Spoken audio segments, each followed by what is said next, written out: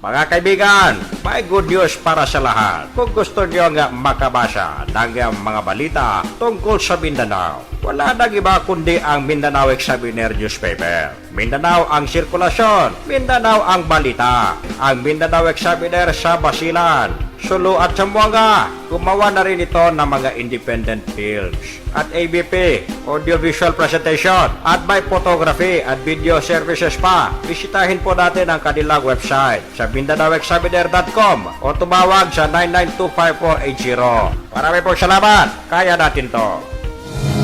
Hello, howdy, howdy.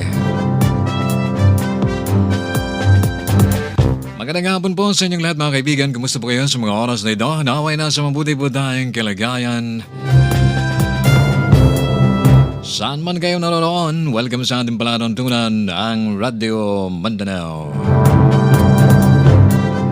Nasa bahay man kayo, na opisina man kayo, nasa bukid man, or nasa dagat man, or nagbibiyahe sa pamagitan ng ating sulakyan.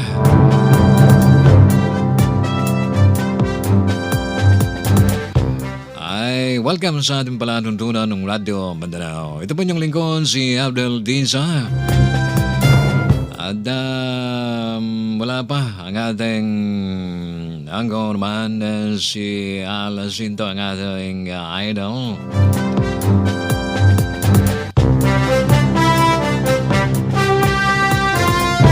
Mayong hapon kaninyong tanan mga kaigsunan, nalanggihapon mo diya. Ayaw yung kalimte, ang atong kinaham, always good nga maminaw to sa atong kinaham nga kining palatuntunan, kinaham nga programa. Then hilang na sa Radio Mindanao, then sa istasyon nga kinaham po nato nga kusog. Good sounding, maayo ang atong sound. Ang RBND Triple X. The leader, the best. So, sa mga pangitabo karon diha sa Sibugay Province. Mayong hapon, Zamboanga del Sur, Zamboanga del Norte, Sulu, Basilan, Tawi-Tawi. Saan man abot ang aming signal, kami po'y bumabati sa inyo na magandang hapon at mabuhay po tayo.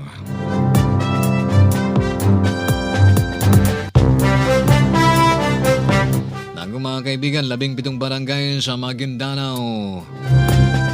State of calamity na. Higit 3,000 pamilya apektado ng matinding baha. Ay, ano ba yan mga kaibigan? Talagang ganyan. Sa Marawi naman ay gera. Doon naman sa Maguindanao ay baha. Ay, talagang ganyan talaga ano. At sino bang dapat natin sisihin? Walang dapat sisihin. Sapagkat yan ay kagustuhan ng ating Panginoon. Ang lahat ay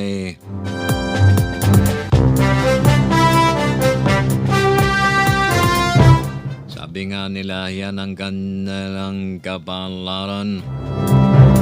Maaring mayroong hindi maganda, mayroon silang tinatago na mga labag sa batas ng Diyos at labag sa batas ng tao. At kaya nga nagkagulo ang kanilang bayan, binaha ang kanilang bayan.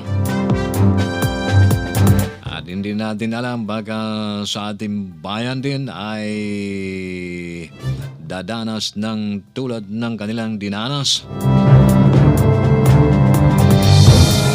Kailangan ay magbago po tayo. Huwag na natin sisihin ang bawat isa sa atin. Sapagkat yan ay nagalaan, sapagkat yan ay mayroon tayong mga ginagawa na hindi maganda. Mayroon tayong sikreto, mayroon tayong ikangang gawain na medyo labag sa batas ng langit at sa batas ng tao. So, kinahanglan nga magbag-o tanan mga kaigsunan ba? Sige kang po, pero di naman magbago. Laging magdasal. Hindi naman nagbabago. Ganun pa rin ang kanilang ginagawa. Paano yung magiging ikangang sinasabi nilang magbago tayo? Wala naman tayong ginagawa na upang tayo ay magbago. Pero ganun pa man, nasa tao ang gawa, nasa Diyos ang hawa. At dandiriya na yan, baka sakaling mayroong ikangang ginagawa na hindi maganda. Ang mga kababayan po natin kaya nagkaroon ng gira, nagkaroon ng baha, nagkaroon ng mga kalamidad, nagkaroon ng mga lindol.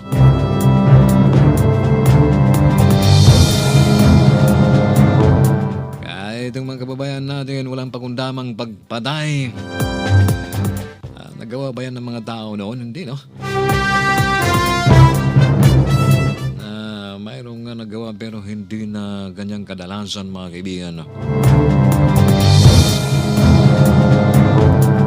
Wala nang takot yung iba. Kaya, sinong dapat nating sisihin? Wala tayong dapat sisihin. Talagang ang nakasulat ay talagang mangyayari. Ay naku, para tayong si Nicodemus dito. Nicodemus ba? Nostradamus. Oras po natin mga kaibigan ay 10 sandali makalagpas ang 2:00 ng hapon.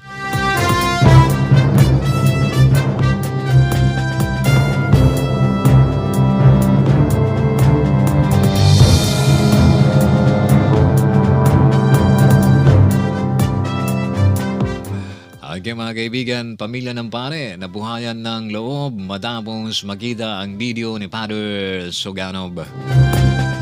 Akala po nila mga kaibigan ay pinatay na itong pare, pero nung makita po nila sa video, buhay na buhay. Kaya nabuhayan po sila ng loob. At kangang itong may mga panawagan po ang ni Father Suganob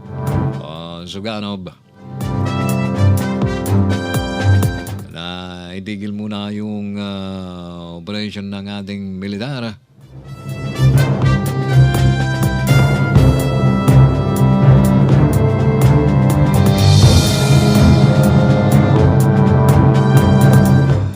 Okay, nabuhayan po ng loob ang mga kamag-anak ng Ilonggo Priest. Napari po mga kaibigan, hosted ngayon ng Rebelding Maoti sa Manaus City. Ito po ay magkaraang nilabas ng grupo ang video ni Father Teresito Suganob na nagpapatunay na buhay pa ito. Siyempre, natutuwa pong mga kamag-anak dito.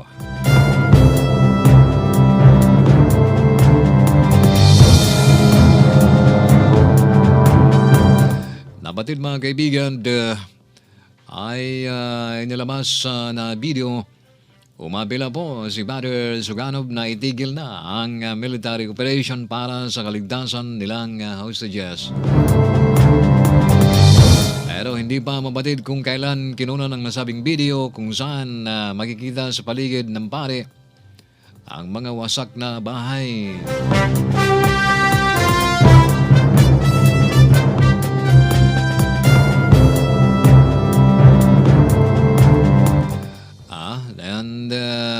Sabi nga ng mga kamag-anak ng pare na sana matigil ng giyera dahil kawawa ang mga hostages kapag nadamay, lalo na umano ang kanyang pinsan.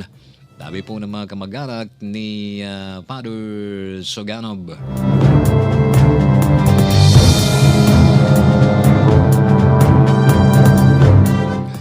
Doon pa rin sa Marawi mga kaibigan.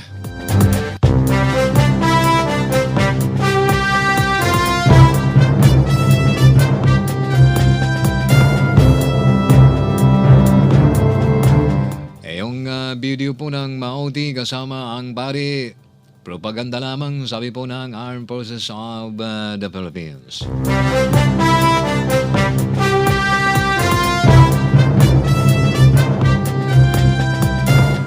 Katunayan mga kaibigan, dami na po namatay dyan sa Marawi crisis. 119 na ang patay. At marami na pong mga sugatan.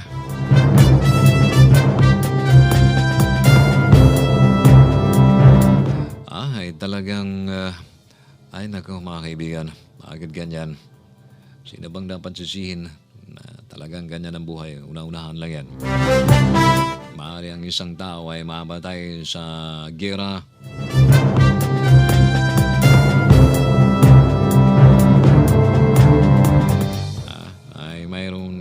Mayroong dahilan umatay ang mga tao mga kaibigan, o kanya-kanyang dahilan. Umakyat na sa 80 mga kasapi ng teroristang Mauti ang kumpirmadong nasawi o namatay sa isang linggo na rin na labanan sa Marawi City, Lanao del Sur.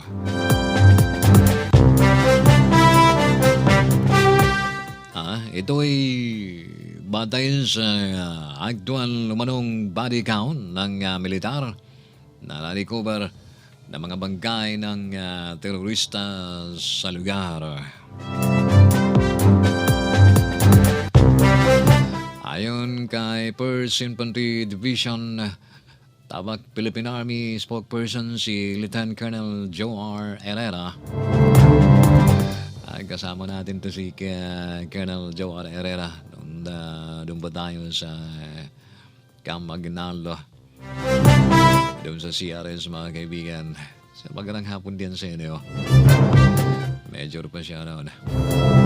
Ngayon, article na si Lieutenant Colonel Joe R. Herrera. Sinabi nito na mula sa mga napatay na terorista, ang nasa 55 iba't ibang uri ng high-powered firearms na kinabibilangan ng rocket-propelled grenade, caliber 50 machine guns, at marami pang iba.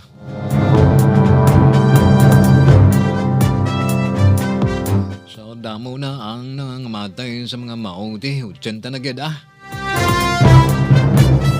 Sinabi ni Herrera na natiling nasa 20 na po ang sundalo.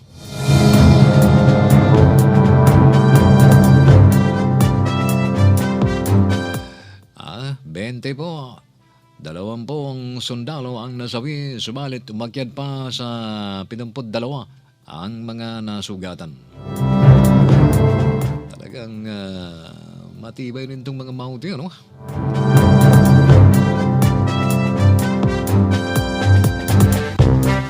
Nasa advantage position kasi sila, kaya medyo nahirapan po ang ating mga sundalo.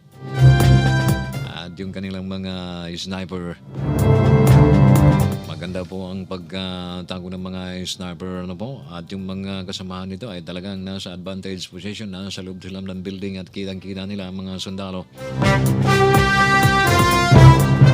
Ang mga sibilyan na nasawi ay nasa 19 pa rin mula sa mga na-recover na mga bangkay. Kinumpirma rin ng opisyal na karagdagang 16 na sibilyan hostages ng mga terorista ang nabawi ng government forces sa loob nitong araw ng kahapon. Paliwanag pa lamang ng araw ay sinimulan na ng mga sundalo ang clearing operations.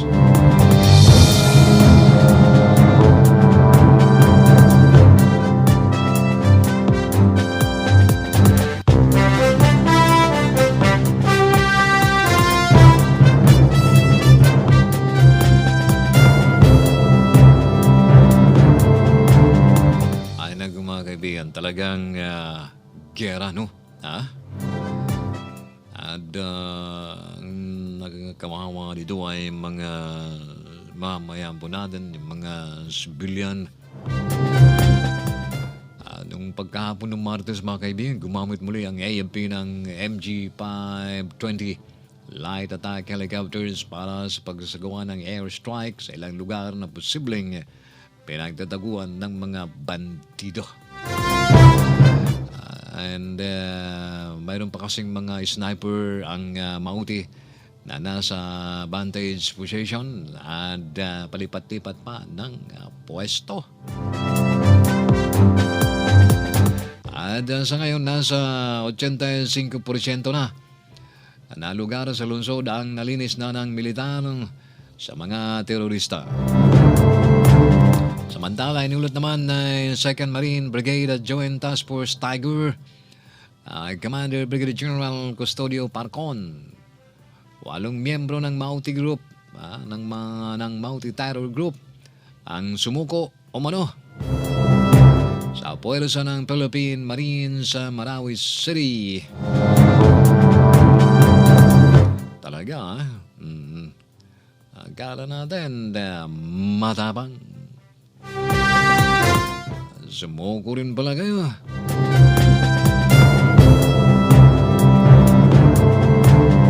Sumuko po sila sa Marines, ha? 8 po, tell it to the Marines. Hindi kayo tatantanan ng sundalo. Ang sundalo ay matapang. Sundalo nga eh.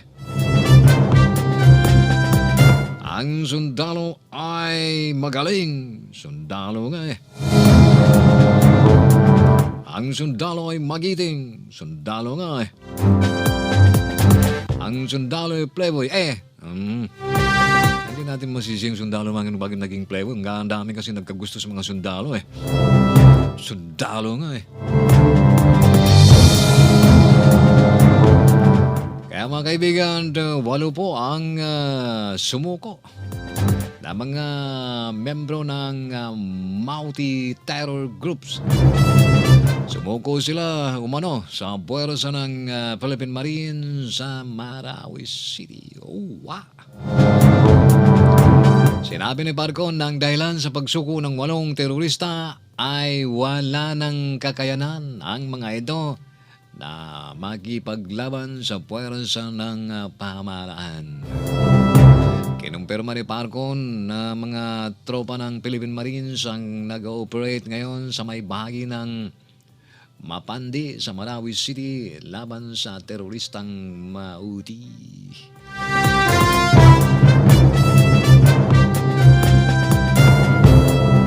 Hindi abot sa 50 na ng mga terorista ang hinahabol ngayon ng mga Marine sa Mapandi. Batay po sa description na binigay ni General Parcon, sporadic ang labanan sa kanyang area at hindi ito commensurate sa combat power na binibigay ng mga sundalo dahil tumatakbo. Ang mga kalaban na ibig sabihin ay running gun battle ang nangyari sa kanilang area. Habulan! Parang sa sine, ano? Darap manood. Kung hindi lang sana madamay yung mga sibilyan nung nanonood. Ay maganda, masarap panoorin mga kaibigan. Kaya lang yung bala. Kahit suno ka. Ito may concern. Pero sinabi ni Parcon na maingat din sila na pumasok sa mga lugar doon baga sila ay mapinta kasi ng mga terorista.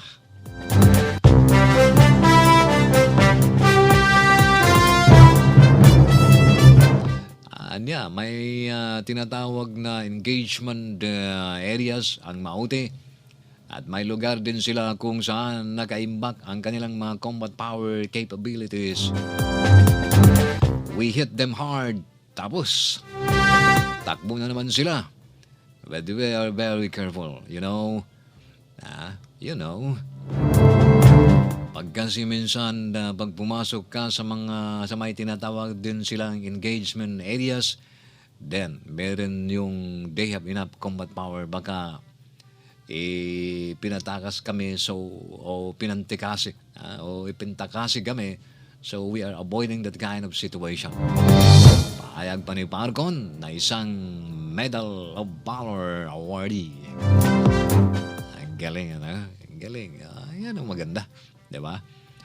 Nagsimula ang krisis sa Marawi City noong Mayo 23 na nagbunson sa pagsasailalim ng Pangulong Rodrigo Duterte sa buong Mindanao sa batas militar.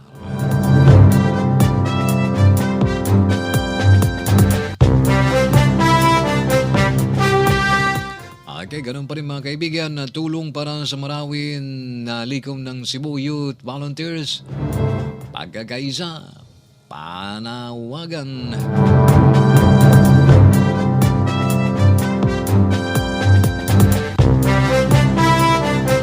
Ang Mandalay po mga kaibigan na ngailan ng tamang protocol bago laban sa Multi ISIS terrorists. Ayan muna, Norm, sorry. Huwag muna, standby lang kayo dyan. Ayan yung muna yung militar natin. At mahabang proseso yan pag ang yung mga tropa ni Norm Missouri na makilahok sa laban against the Mountie. Ayan yung muna yung mga sundalo po natin. Steady lang kayo, standby lang kayo.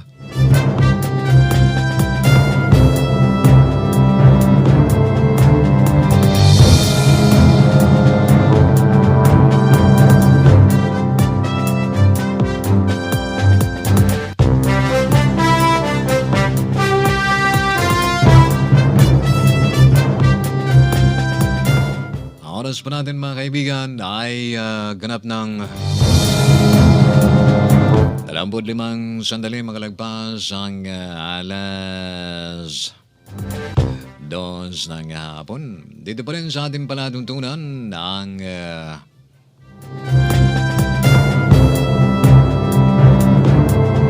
Radio Mindanao.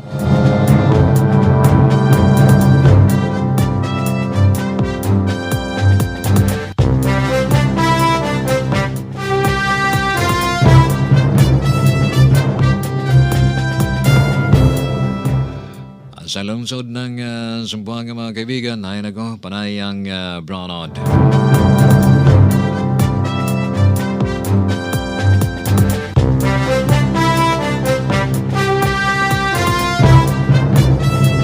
Kagabi, ay tako, talagang brownout na naman.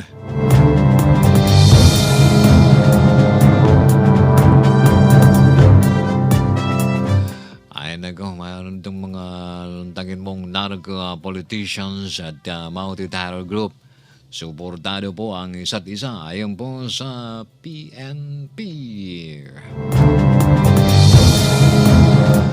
Kapwa nagsuportahan o nagsusuportahan ng mga narco-politicians at ang multi-terror group. Ito po ay kinumpirma ni PNP Chief Police Director General Ronald De La Rosa. Ayon po kay De La Rosa na pareho ang report na nakuha nila at ng militar kung saan ang nasa likod ng sa grupong Maute ay mga narco-politicians na na-impluensyan ng teroristang grupo. Gid ni De La Rosa na double classification ng Maute kung saan ISIS-inspired ang mga ito at mga narco-politicians ang sumusuporta sa grupo. Ay naku mga kaibigan, parang isang kanta ni Freddy Aguilar. Naglaban-laban ang Pilipino sa Mindanao, pare-parehong Pilipino.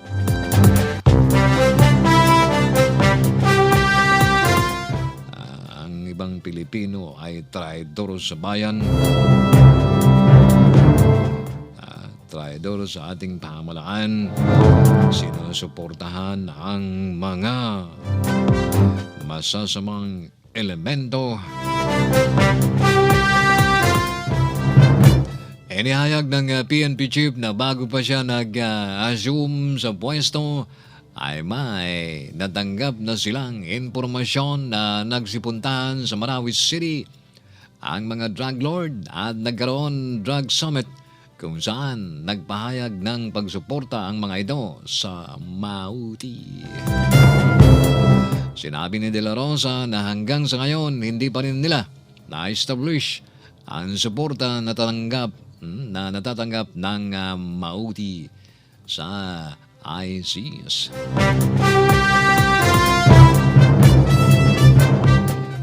Mga kaibigan, bakit nagkagulo ang Marawi City?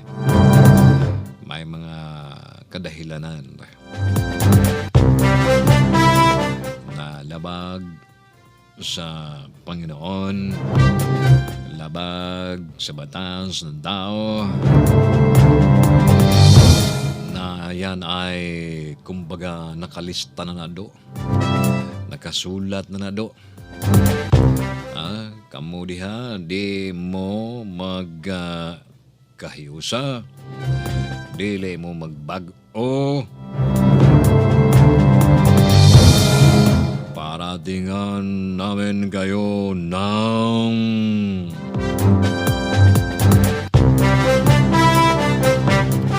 bala.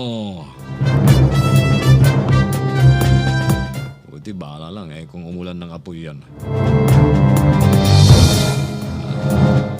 Umulan ng apoy yan para lang pagdusahan ng mga tao. Okay mga kaibigan, babalik po ang ating palatuntunan pagkatapos po ng mga ilang paalala. Mga kaibigan, may good news para sa lahat. Kung gusto nyo nga makabasa ng mga balita tungkol sa Mindanao, wala nang iba kundi ang Mindanao Examiner Newspaper. Mindanao ang sirkulasyon, Mindanao ang balita. Ang Mindanao Examiner sa Basilan, Sulu at Zamboanga. Gumawa na rin ito ng mga independent films at ABP, audiovisual presentation, at may photography at video services pa. Bisitahin po natin ang kanilang website sa MindanaoExaminer.com o tumawag sa 9925480. Marami pong salamat. Kaya natin to. RPN Radio Philippines Network. Radyo Ronda. Duplex Zamboanga. Member, kapisanan ng mga broadcaster ng Pilipinas. Ang oras po natin mga kaibigan dahil ganap ng alas 2 sa media. Kayo pa rin ay nakikinig sa ating palatuntunan ang Radyo Mindanao.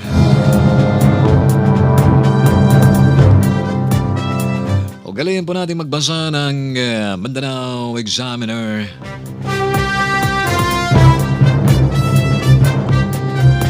Mula lang po ito mga kaibigan, 10 piso lang po ang halaga ng newspaper na ito. Ang Regional Newspaper Mindanao Examiner.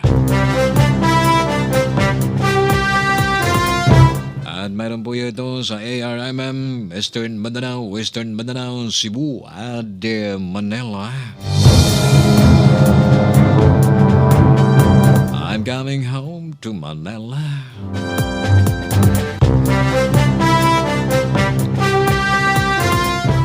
Please advertise with us.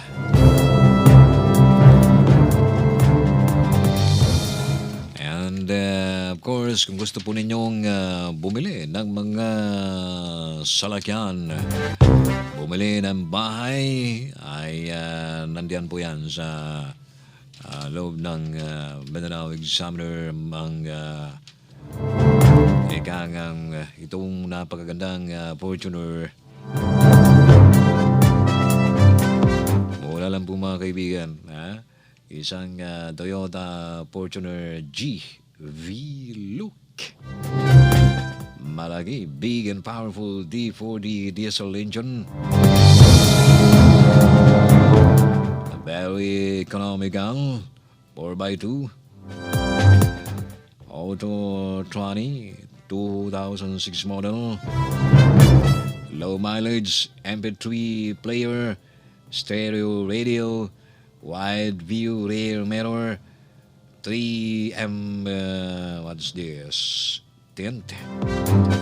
Rope rails, all new tires, tools, spare key, carpeted interior, leather seats, aircon, rear aircon, chrome accessories, very good condition, owner's manual booklet, and service card, complete papers, open date of sale. Mura lang po mga kaibigan, 735,000. And negotiable ba daw? Depende sa pag-uusap po ninyo ng may-ari nito. Kaya ito po ang kanilang tax broker. 0995 5202358. Text lang po 0995 5202358. Yan po ang kanilang broker. Siyempre, ang gusto niyo bumili ng bahay ay nago dyan sa Villa Teresa Subdivision, dyan sa Marcelo, Zamboanga City. Kaganda po ng bahay ito mga kaibigan. Do you know how much the price is? Magkano? 3.8 million only. Mura lang ano po. Peaceful and clean high-end subdivision, 300 square meters corner lot. Tiled floors, 4 bedrooms with 2 aircon units, 1 master bedroom with aircon unit, 3 comfort rooms, kitchen with built-in cabinets, a dirty kitchen, a garage, and mini garden. Ang lahat po yan ay 3.8 million pesos only. So, for more information, call broker 0995-5202358. Ayan, yan po yan sa loob ng ating balita. Itong the regional newspaper, the Mindanao Examiner.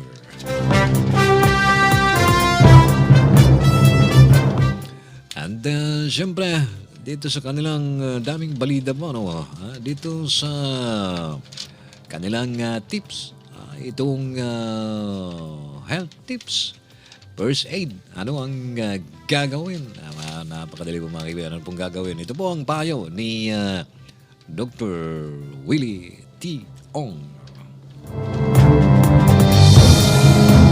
Sabi niya, ganito po daw, kapag ikaw ay nakakita ng isang sakuna, alam mo ba kung ano ang gagawin? Tutulong ka ba?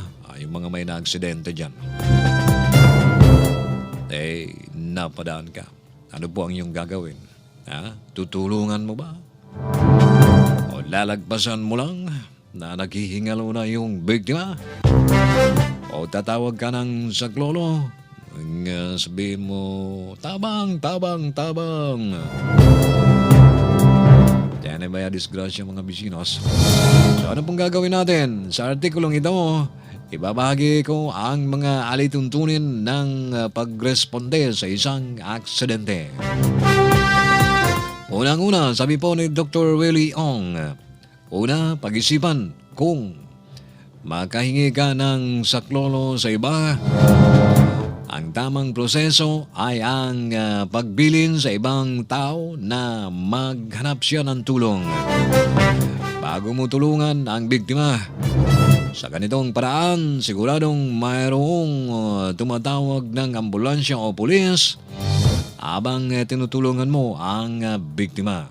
Pangatlo, tingnan maigi ang kapaligiran ng aksidente at baga may peligro dito. Tingnan kung may kuryenteng naputol o gas na tumagas. Kung kayo ay nasa kalye, maglagay muna ng harang sa daanan at baga kayo masagasan, protektahan muna ang sarili. At pangapat, kapag nagawa mo na ito, magbigay ng medikal na tulong kung marunong ka nito. Ngunit kung hindi ka marunong, ay huwag nang piliting manggamot at baka mapahamak pa ang biktima. Bilang person, pwede mong luwagan ang kurbata o sinturon ng biktima. Baka naipit din ang kamay, naipit din ang kanyang paa o kamay. Panganay, magbigay ng pangunawa, comfort. Nang sabihin mo, okay lang na. Maputulan ng ba? Kausapin siya at pakalmahin. Sa pamamagitan ng pagsabi na darating na, huwag kang mag-alala, nandyan na, darating na ang ambulansya at mayroon ng tumawag. Darating na ang tulong, samahan ang biktima habang wala pa ang rescue team. Ang 7, kapag may pagbilin ng biktima, tulad ng pagtawag sa kamag-anak o pag-iingat sa kanyang gamit, pwede mo siyang tulungan. 8, kapag dumating na ang ambulansya o pulis, pwede mo nang ihabilin ang sitwasyon sa kanila.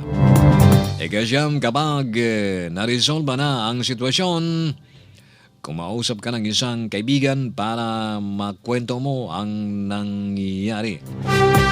Makatanggal ito ng stress sa iyo. 10, magdasal na maging matagumpay ang iyong pagtulong sa biktima. Sa mga sumusunod na panahon, subukang mag-aral ng basic life support at pagbibigay ng first aid. Sa ganitong paraan, magkakaroon ka ng kumpiyansa sa sarili at makakatulong ka pa sa iyong kapwa. Good luck po! So, ayan po ang payo ni Dr. Ong dito sa kanyang page 7 ng Mindanao Examiner, ang health tips.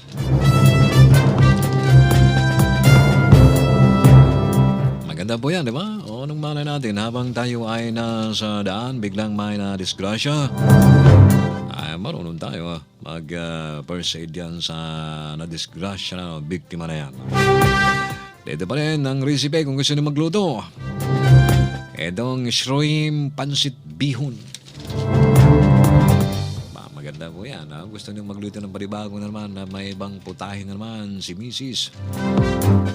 Ay itong shrimp pansit bihon. Diba? Ayan. Maganda po yan mga kaibigan. At pagluto natin si Mrs. Paano mga kaibigan, ang oras po natin ay ganap ng 20 minutes na lamang po bago sasabit ang alas 3 ng hapon.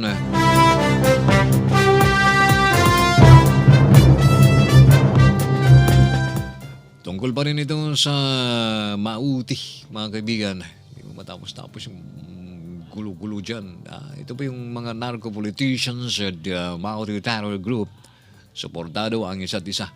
Ayon po sa PNP.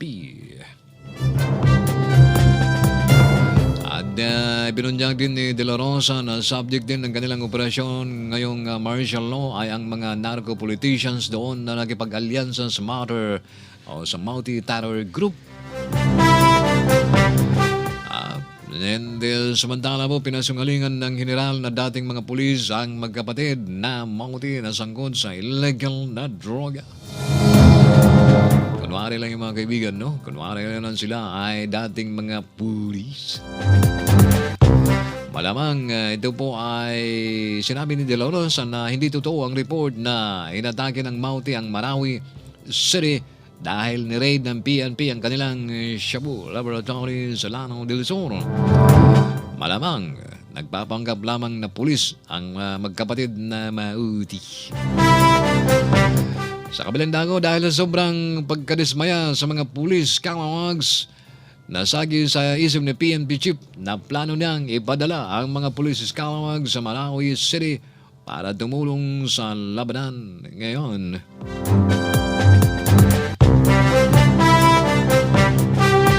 Yan po mga kaibigan, ang sabi ng PNP Chief. General Ronald De La Rosa, mga kaibigan, ay, Sir, mawag ka naman sa mga tao na yan. Huwag mo munang ipadala doon sa Marawi. Mag-refresher muna yan. Training muna yan. Kung paano lumaban, paano makipaghabulan sa mga Mauti Terror Group. Diba?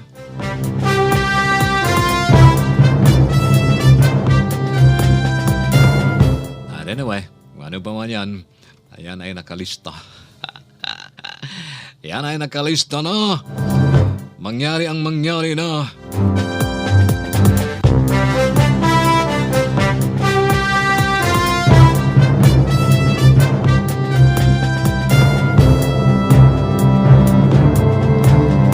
Alam niyo mga kaibigan, maraming natutuwa, marami ring nagkagusto dito sa sinasabi nilang sumangsang-ayon dito sa martial law. Actually, dyan sa Zamboanga, medyo bumaba po ang krimen dyan sa Zamboanga na po, no? Yan din sa Sultan Kudarat, bumaba sa pagpapatupad ng martial law. Ay nako. Kung ganyan ba naman, batas militar, kung yan ay ikakatulong, ikakaresolba ng ating problema dito sa ating bansa, ay sige. Suportahan natin. Bumaba umano ang bilang ng krimen at karahasan na nangyari sa probinsya ng Sultan Kudarat simula nang ipatupad ang curfew hour kaugnay sa deklarasyon ng martial law ni Pangulong Rodrigo Duterte. Inahayag po ito ni Sultan Kudarat Governor Sultan Pax Mangudadato. Ay, ngayon ko lang narinig to si Governor Mangudadato, no? Medyo tikumpo ang bibig nito. Lalong-lalo na po ng mga proyekto nila dyan. Diyan sa kanyang kinasasakupang probinsya, mga kaibigan. Ang madalas po nating marinig na marami pong ginagawa para sa mamayan ay ang Governor ng Sulu. Governor Toto Tan. Kaya yan lang pong masyadong wala mga gobernador ng ibang lalawigan ang narinig natin na mayroong mga ikangang nagiging busy para sa kanilang proyekto na inilulunsad kung hindi ay ang Sulu, diba?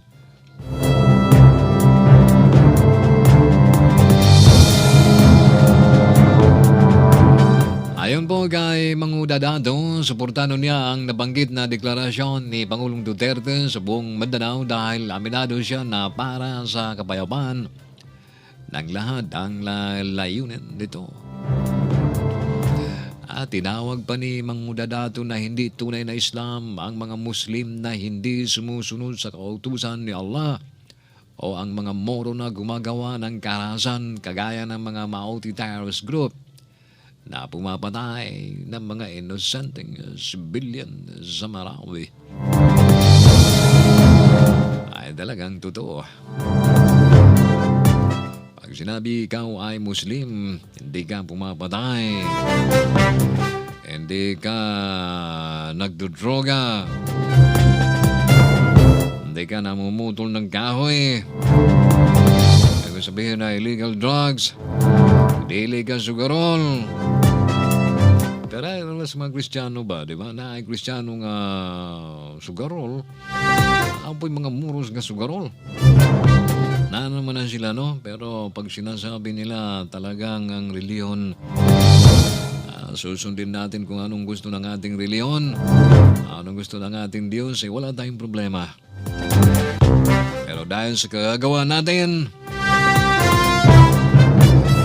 naaray panahon nga na ay mahulog diha sa langit.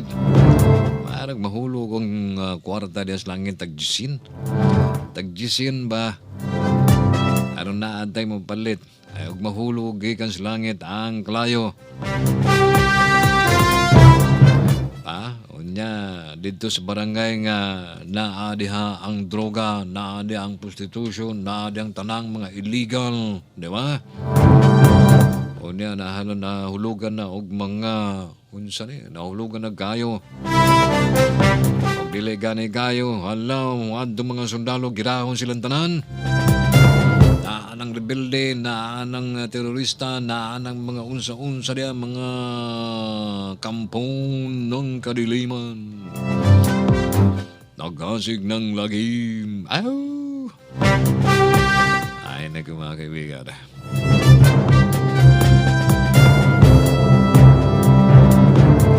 Kaugnay po nito, nakatagda na magbigay ng tulong ang Sultan Kudarat Provincial Government sa mga apektadong residente ng mga Marawi.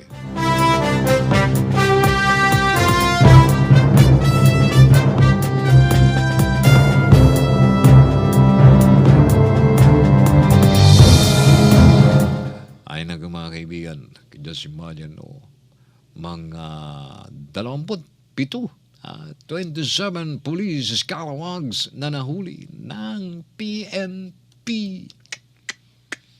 Oh no. Kala ko wala na itong mga scalawags na ito, no? Lalaki ang tinaasan na nga ang kanilang sahod. At nandiyan pa rin. Higit sa 700 pa ang target na maaresto. Nahuli ng mga operatiba ng PNP Counter-Intelligence Task Force Camp Crame ang bagitong police na naaresto dahil sa robbery extortion sa San Mateo, Rizal. Ayon kay PNP CITF Chief Police Senior Superintendent Jose Chiquito Malayo. Ay, galing po yan dito sa atin. Na pang 27 police scalawags. Hindi na natin banggitin ang kanyang pangalan. PO1 na nahuli sa ninagawang entrapment operation ng kanilang hanay.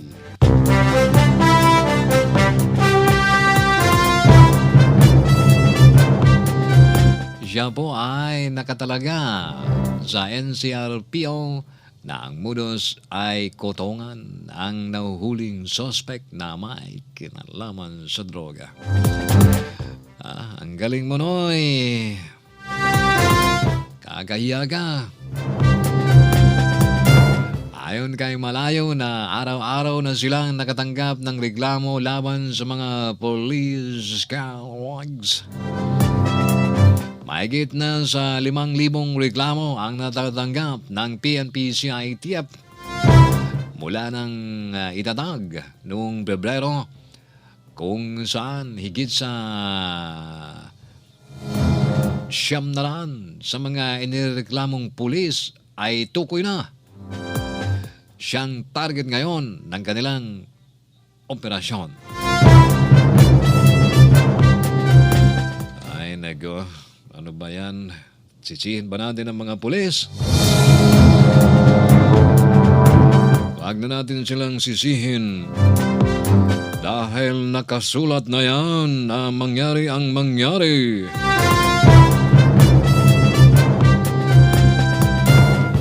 Ang kailangan natin ay magbago. Taon ng pagbabago. Walang dapat sisihin sapagkat yan ay nakasulat na. Tumawag kayo, no? Ay, nego. Ano ba yan? Walang po tayong 8 sandali na lamang po bago sa bidang alas 3 ng hapon. Sa ating palatuntunan pa rin ang Radio Mindanao.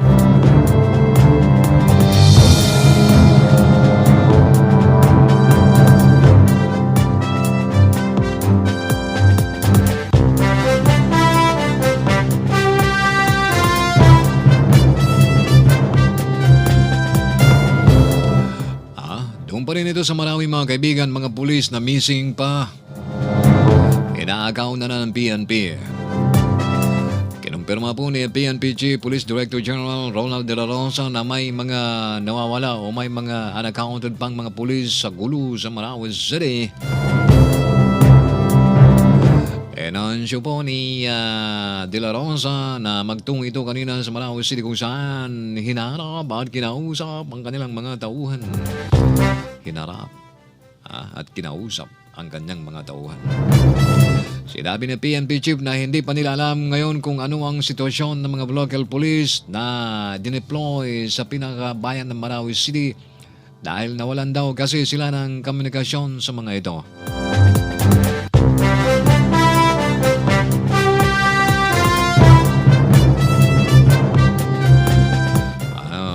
Wag nang hanapin. Tiguwang na sila o hibalo na sila. Asa sila mo adto? Hibalo sila. Asa sila mo adto, diba, Chief? Anong hanapin pa yan? Ay, ko. Nabibilo lang po kayo, mga kaibigan. Mga pulis dyan sa Marawi City, kung nakikinig man kayo, mag-report kayo sa inyong headquarters. Mga naabutan ng gulo dyan sa Marawi City na nawalan ng mga komunikasyon, ay pumunta ka dyan sa mga ipagpala nyo na ikaw ay buhay na buhay. And ay nako. Sinabi ng PNP Chief na hindi pa nila alam kung ano na ang sitwasyon ng mga local police na dineploy nila sa Marawi City dahil nawalan kasi ito ng komunikasyon. Sa ngayon, hindi pa nila matukoy kung na-hostage o nagtatago lang ang mga ito sa Marawi City habang patuloy ang clearing operation sa lugar. Aniya sa ngayon na prioridad nila na alamin ang estado ng mga unaccounted na mga nasabing pulis bukod sa mga ilang kagamitan ng mga pulis na nakuha ng mga teroristang mauti. Batay po sa datos ng PNP, 3 pulis ang nasawi sa labanan sa Marawi habang 3 ang sugatan.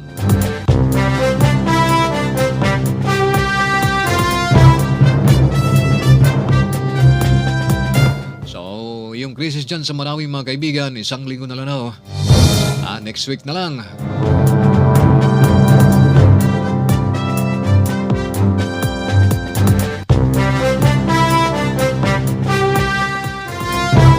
Ayon po sa Armed Forces of the Philippines, 65 terorista na ang napatay, ang patay dyan sa Marawi. Kahit na may namatayan po ang mga PNP, high moral pa rin ang mga pulis na nagkikipaglaban versus mauti.